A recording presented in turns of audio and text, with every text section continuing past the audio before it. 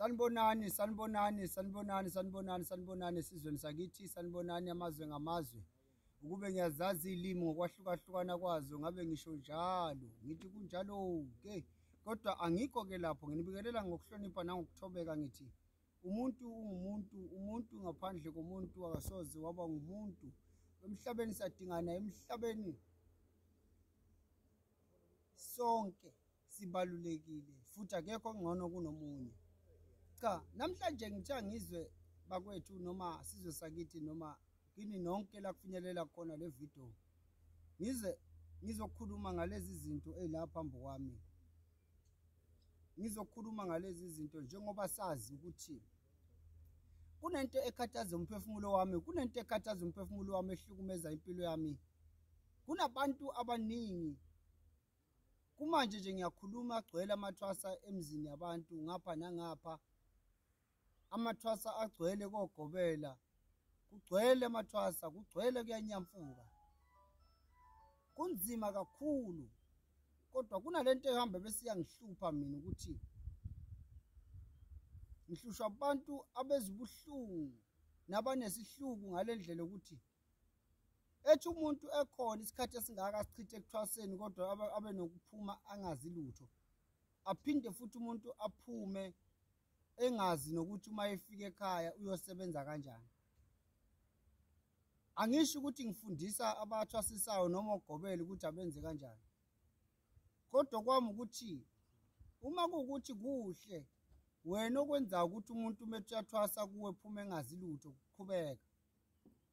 Mina okwami ngiphethe izinto lana zokuphakamisa umsebenzi wedlozi ikakhulukazi kubo bonke abantu abalapha ngokwendabuko. Kungaba izangoma, kungabe ugedla, ngabe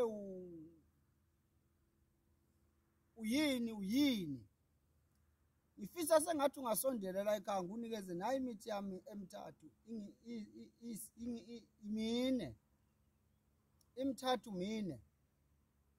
Kodwa lezi zinto ke ngizikhiphela abantu laba abathwasa maqede kwangenzeka lutho empilweni yabo. Abantu abathwasile okungangeni ngisho impukane eindumbeni zabo kodwa abathwasile. Hayi ngoba ngidelela. Kukhona abantu ngempela abalokho kubahlalela ukuvula igodlo kuphela. Uyasivula isigodlo kungena umuntu uyashunqisa kuyafana kunalokho kuvele qhamuka umuntu ezobuza nje ukuthi ubani ongangisiza azobuza kuugobela. Nkosi yami awenze kanje. Awukufonele nanga udokotela u2+2 phansi ejozini kwamhlaba uyalingana. Ngiphethe nasi isigubhu. Ngisibiza ngesigubhu samathwasa gama laso Umaniphiphi. Lesi sigubhu lesi uma wathwasa kungangeni umuntu kungenzeki lutho. Woza ngunike nanga Umaniphiphi.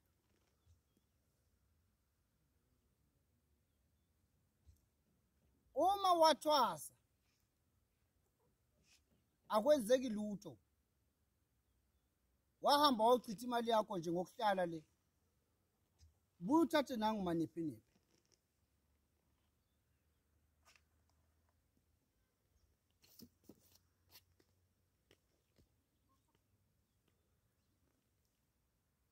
Bese ngunika nanansi sethi engengisho. Nanansi sethi.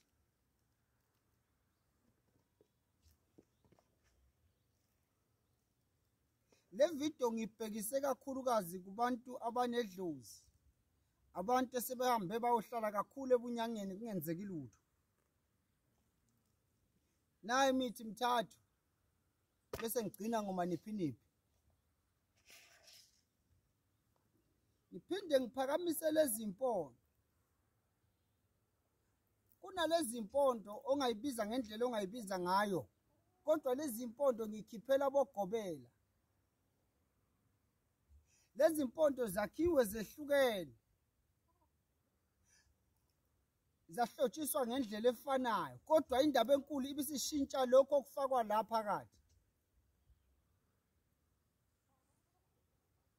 Ugobela onezitho eziningi akeze kimi. Umelaphi ozingelwayo akeze kimi.